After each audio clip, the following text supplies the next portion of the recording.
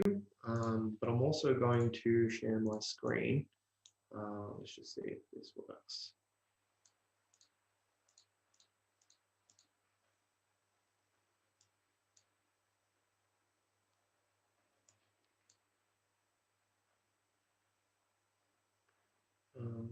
So give me one sec. Okay, so I can see you, Kathleen. Can everyone else see my screen as well? Just pop something in the chat box if you can. Yeah. Awesome. Great. So Kathleen, thanks for volunteering yourself. We're just going to have a bit of an exploration about this situation that you've got in terms of your job and not, now not your job, but also experience some crankiness about it. And so what I'm going to do is I'm going to explore this with you, ask you some questions, and track it on the virtual whiteboard. Is that going to be okay with you? Awesome. So I'm just going to draw a bit of a, here's you. And and so you mentioned being cranky. And so what is it that you're cranky about? Having no say in this scenario. Okay, and what's the scenario? Being released from my job.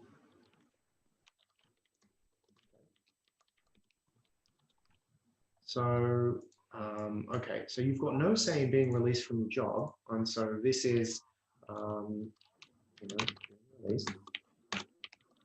And what does it mean to you that, you don't have a say in being released from your job?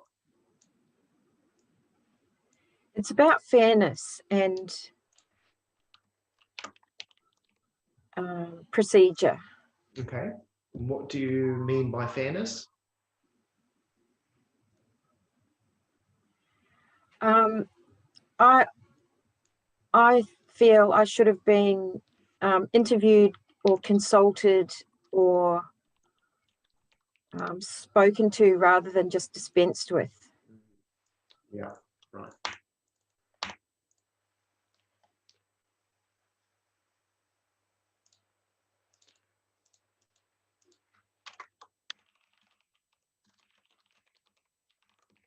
And so what do you believe, Kathleen, about, that they didn't consult you and they dispensed you?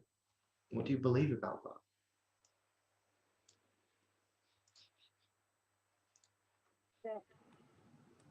A lot of people, most people in the workplace are nasty and small-minded. Okay.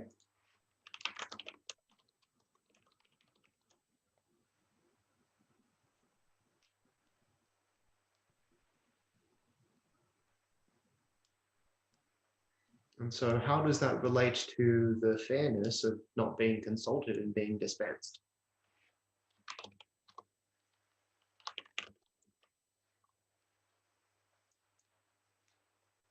Because those people that are that dispensed with me are being less of a person than I would expect from myself. Okay.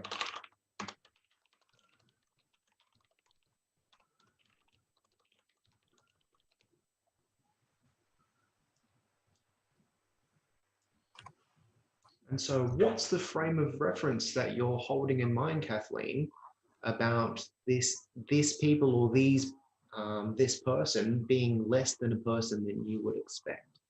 Being nasty, being small-minded. What's the reference point?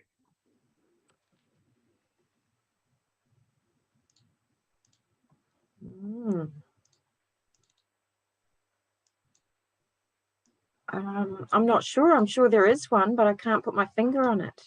Okay.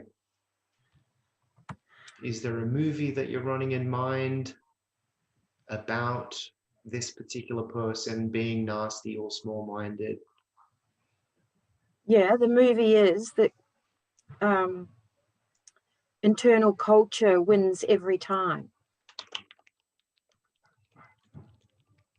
What does that mean?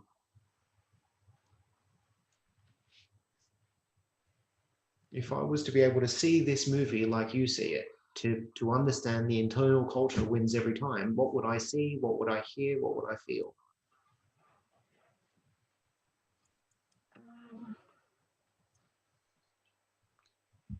That you can paddle upstream, but you're not going to get anywhere. Okay.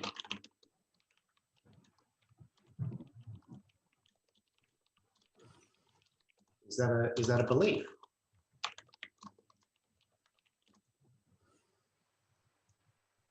Yes. Okay. So you believe that you can paddle upstream, but you're not going to get anywhere because of the internal culture. Yeah. What do you believe, excuse me, what do you believe about this belief?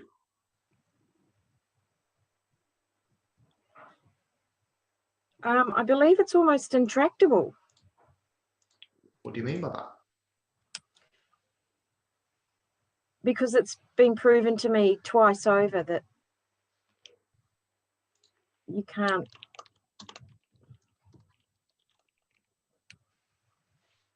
You can't what? That the Goliath usually wins.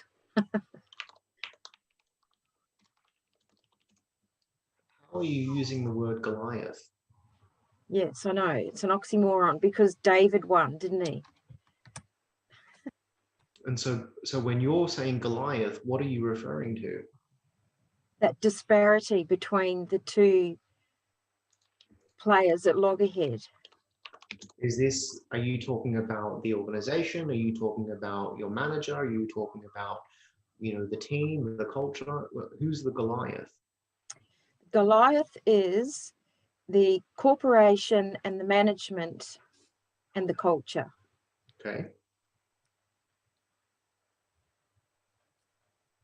And so it presupposes, so this disparity, that it's been proved to you twice over that the Goliath usually wins, presupposes you lost.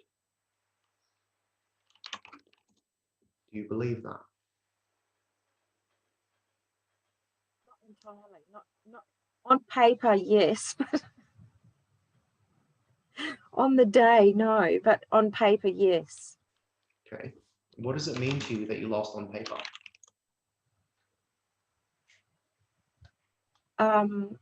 All those nasty labels like unemployed, get a job,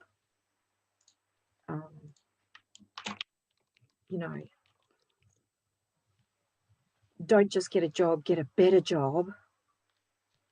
Okay. What does this say about you as a person, that you're unemployed, that you lost on paper?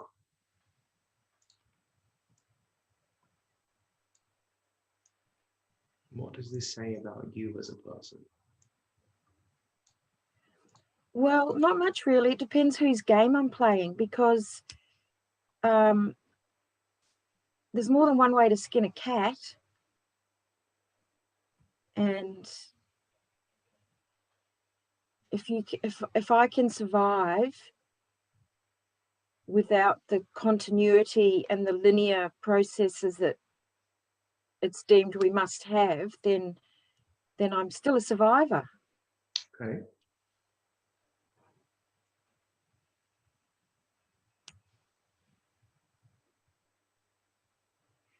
As you say that you're a survivor, how does that feel for you?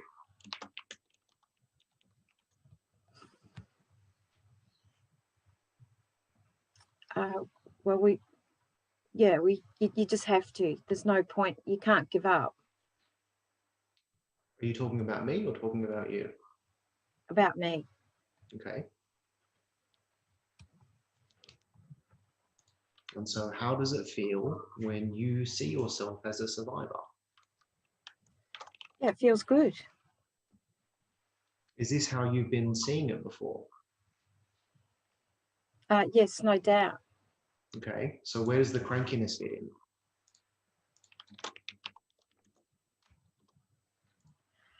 Just that thing about common decency, the right of reply. Okay. And so this comes back to this fairness that you should have been consulted rather than being dispensed. Most people are nasty and small-minded. They're being less than a person that you would expect yourself. The internal culture wins every time, and you can paddle upstream, and it's been proved to you twice over that Goliath wins and therefore you lose. Is that how you do crankiness?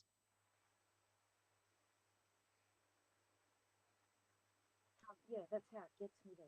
Yeah. You just cut out for me. You cut out for a moment. I didn't quite hear that. Is that how? Yeah, that's how it gets me there. The Yeah, line up. yeah. So that's how you get yourself there. Hey, Yeah.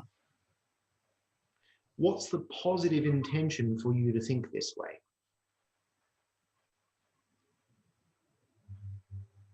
I suppose the positive intention is to say, oh, look at me. Look what I've done. I've stepped over this giant obstacle, and I'm a survivor. Yeah. And so it sounds like the positive intention for you to think this way is to see yourself as a survivor. Yes. Now, so can you see my screen? Yes. Yeah, great. Yes. So it sounds like, and correct me if I'm wrong, that this is the way in which you create this kind of crankiness for yourself. So in terms of being released from your job, you are saying, I've got no say in being released, and it's not fair. I should have been consulted rather than being dispensed with. And because I was dispensed, most people are nasty, small-minded, and they are being less than a person than I would expect myself. And really, the internal culture wins every time, that you can paddle upstream, but you're not going to get anywhere. And it's been proved to me twice over, Goliath wins and I lost. And so this is the experience that you get, because you're going, I want to be a survivor, but you're getting cranky about it. And you're getting angry 5 weeks on. Is it serving you? Do you currently feel like a survivor when you're thinking about this 5 weeks later, being angry about it? Serving me? No, it's filling in a little bit of time, that's all. But it doesn't serve me because I've already overcome that hurdle. I've already moved on, but it's just sort of ruminating. Yeah. And so what's the positive intention of ruminating on this? I suppose it's just going back and checking the details and saying, did that really happen? How could it happen? Why did it happen? Oh, shit, yeah, it's already happened.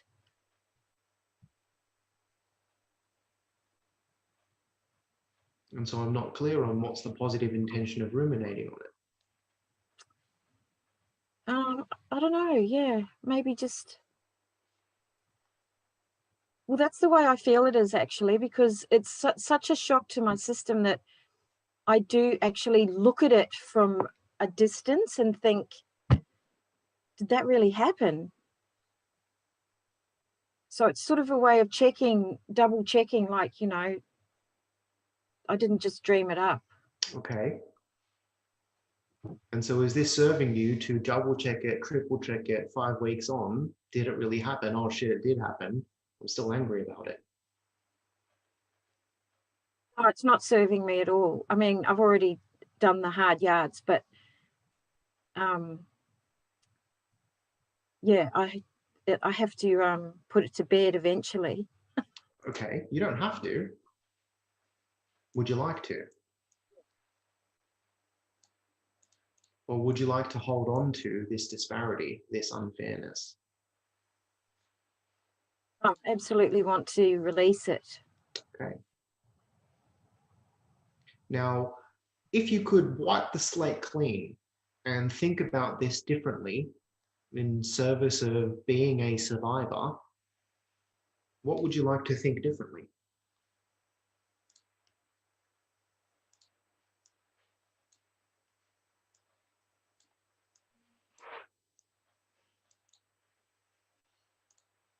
Well, I think I've already started to tackle that, in that I'm seeing that being a survivor is actually quite a malleable thing. Okay. Like in malleable, it can change fairly rapidly and be distinct to myself. Okay. So that's a good thing to, a good way to be a survivor, I'm hoping, because it's a Yeah. learning curve. Right. What's a learning curve? Being a survivor. Okay. What's important to you about learning? Making something new out of something old. Right. What do you believe about making something new out of something old? That you can make a silk purse out of a sow's ear. Okay. Haven't heard that one before. I think it's in the Bible. Okay. So what Not is that it? A silk purse out of what? silk purse out of a sow's ear, a pig's ear. A pig's ear. Yeah. So you can make a silk purse out of a pig's ear. What does that mean to you? I'm very clever. Yeah. The word that comes up for me is resourceful. Yeah, yeah. I'm actually a vegetarian, so I wouldn't be toting around a pig's ear. Okay. Yeah.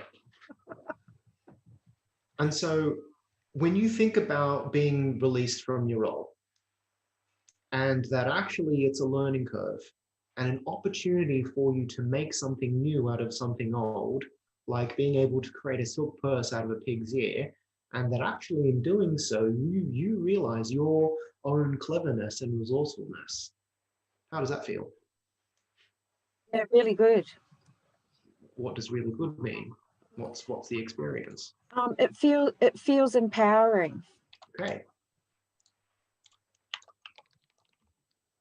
Now, if you had a choice, because you do, Kathleen, would you rather feel cranky that you lost, that the internal culture won, or would you rather feel empowered because actually this is a learning curve and you get to make something new out of something old?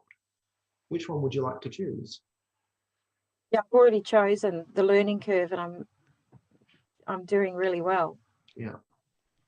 And so will you, anytime you find yourself being cranky or angry or annoyed, will you remember that actually this is a learning curve, an opportunity for you to make something new? Cool. Well, thank you so much for sharing, Kathleen. Really appreciate your honesty.